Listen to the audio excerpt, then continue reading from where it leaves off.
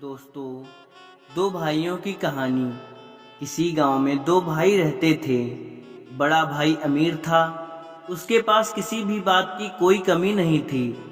और छोटा भाई गरीब था, मेहनत मजदूरी करके पेट पालता था। एक दिन दोनों भाइयों में बहस होने लगी।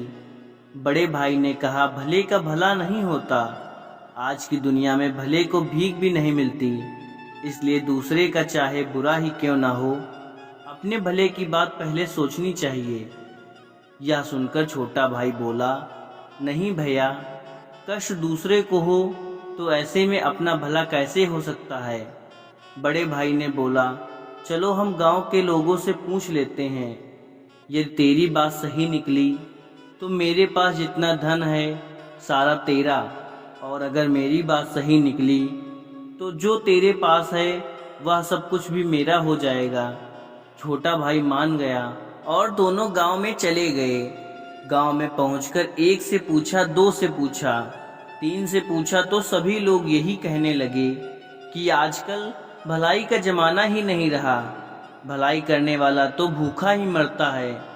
भले इंसान का कहीं गुजारा नहीं होता, और जो बुरी राह पर चलता है वह खूब फूलता फलता है, धन धान से सुखी रहता है। अब छोटे भाई के पास जो छोटा सा खेत का टुकड़ा था, वह भी सर्प में वह हार गया था। अब दाने दाने को मोहताज हो गया। बीवी बच्चे भूख से मरने लगे।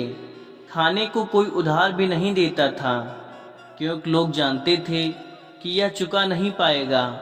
वह अपने बड़े भाई के पास चावल उधार लेने के लिए गया। सोचा बड़ा भाई है, वह दे देगा। उसने बड़े भाई से कहा, भैया 10 किलो चावल दे दो, घर में अन्न का दाना तक नहीं है, बच्चे भूखे मर रहे हैं। बड़े भाई ने तुरंत कहा, पैसे दो और जितना चाहे चावल ले जाओ। छोटे भाई ने कहा, पैसे तो नहीं है भैया। इस पर बड़े भाई ने कहा, तो फिर अपनी एक आंख दे दो। छोटे भाई ने सोचा मजाक कर रहा है, चावल के बदले आंख थोड़ी ना लेगा। परंतु बड़े भाई ने चावल के बदले एक आंख निकलवा ली और 10 किलो चावल दे दिए। यह देखकर उसके बीवी बच्चे रोने लगे कि तुमने यह क्या कर दिया। थोड़े दिन तो आराम से निकल गए, लेकिन फिर अनाज खत्म हो गया। छोटा भाई हार कर फिर बड़े भाई के पास गया। उसने भूख से बिलखते हुए बच्चे नहीं देखे जा रहे थे। बड़े भाई ने फिर कहा, दूसरी आंख दे दो और चावल ले जाओ। छोटे भाई ने लाख विनय करने के बाद भी बड़ा भाई नहीं माना और छोटे भाई की दूसरी आंख भी निकलवा ली। फिर छोटा भाई चावल लेकर घर आया।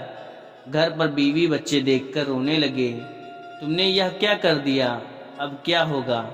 छोटे भाई ने कहा, अब मैं अंधा ही हो गया हूँ, लोग मुझे भीख दे देंगे, मुझे सड़क के किनारे बैठा आना।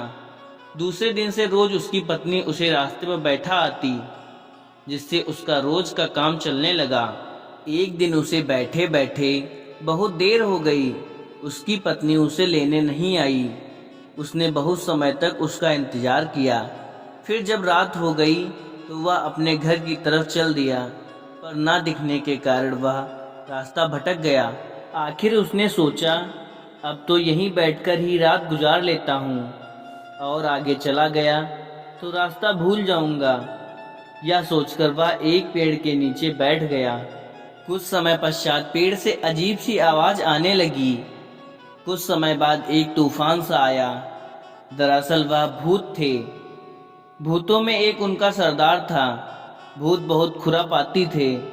सब एक महीने भर लोगों को सताते थे, और सरदार महीने में एक दिन इसी पेड़ पर सबका हिसाब किताब करता था। आज वही हिसाब किताब का दिन था। सरदार ने पूछा, हाँ भाई, तुम लोगों ने क्या क्या किया, एक एक करके बताओ। पहला भूत बोला, एक गांव में दो भाई थे। भले बुरे का तर्क हुआ और दोनों में बाजी रखी। छोटा भाई हार गया, मैंने उसे अंधा बनवा दिया। सरदार बोला, बहुत खूब, अब अंधा ही बना रहेगा। वह क्या जाने इस पेड़ की तली की ओस लगाने से उसकी आंखें ठीक हो सकती हैं। दूसरा भूत बोला, मैंने रामनगर जिले की सारी नदियां, नाले, झरने, तालाब और कुएं बंद करवा दिए हैं। हर जगह पानी के लिए हाहाकार मचा हुआ है। कई कोस तक पानी नहीं है और सब यूं ही तड़प तड़प कर मर जाएंगे। भूतों का सरदार बोला, बहुत खूब, प्यासे मरे सब, उन्हें क्या पता कि वहीं पहाड़ के तल से 7 मिट्टी की परतें हटाने से पानी फिर से आ सकता है।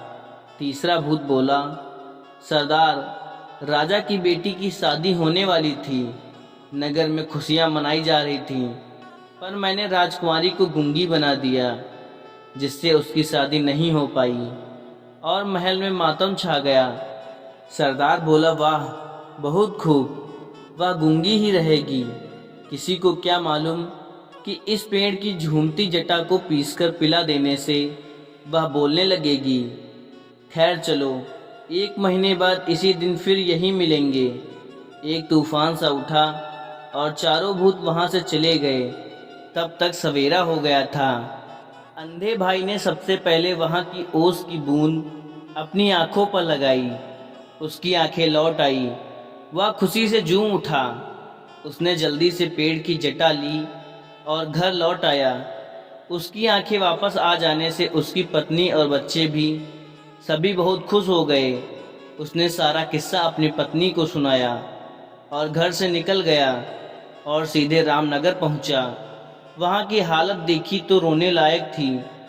सूख कर धरती फूट रही थी। कहीं एक बूंद पानी नहीं था। लोगों में हाहाकार मचा हुआ था। उसने पहाड़ के नीचे से मिट्टी की 7 परतें निकाली ही थी कि फिर से कुएं, तालाब और झीलों में पानी ही पानी हो गया।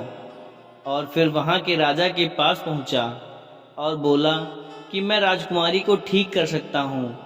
राजा ने कहा, कितने बड़े बड़े वैद्यनाथ इसे ठीक न कर पाए और तुम तो वैद्य भी नहीं हो, फिर इसे ठीक कैसे करोगे? खैर, आप भी करके देख लो। तब उसने उसी पेड़ की जटा को पीसकर राजकुमारी को पिला दिया और राजकुमारी बोलने लगी। यह देख राजा बहुत खुश हुआ और राजा ने असरफियों से उसकी झोली भर दी। गाड़ी घोड़ा खूब दिया और रहने के लिए एक महल देकर परिवार के साथ यहाँ आकर रहने को कहा। छोटा भाई धन से लदा हुआ घर लौटा। उसके परिवार में खुशी की लहर दौड़ गई। बड़े भाई ने देखा कि उसकी आंखें फटी की फटी रह गई। इतनी दौलत उसने कभी नहीं देखी थी। वह ईर्ष्या से जलने लगा। उसने छोटे भाई से माफी मांगी, गिड़गिड़ाया कि उसे भी राज बता दे। छोटे भाई को दया आ गई। उसने सारा राज बड़े भाई को बता दिया। बड़ा भाई भी उसी जंगल में गया और उसी पेड़ के तले में बैठ गया। फिर वही तूफान आया और भूतों की आवाज आने लगी। लेखा जोखा होने लगा। भूत कहने लगे, जो किया कराया था सब पानी फिर गया। जरूर किसी ने अपना भेद सुन लिया है। भूत जब पेड़ से नीचे उतरे तो बड़े भाई को बैठा पाया। फिर क्या था, झट से भूतों ने उसका गला घोंट दिया। फिर वह वहीं पर मर गया। इसलिए कहते हैं, भला करने वालों के साथ बुरा नहीं होता और बुरा करने वालों के साथ बुरा ही होता है। मनुष्य को हमेशा संतुष्ट होना चाहिए। जो ज़्यादा लालच करता है उसका हाल बड़े भाई के समान होता है।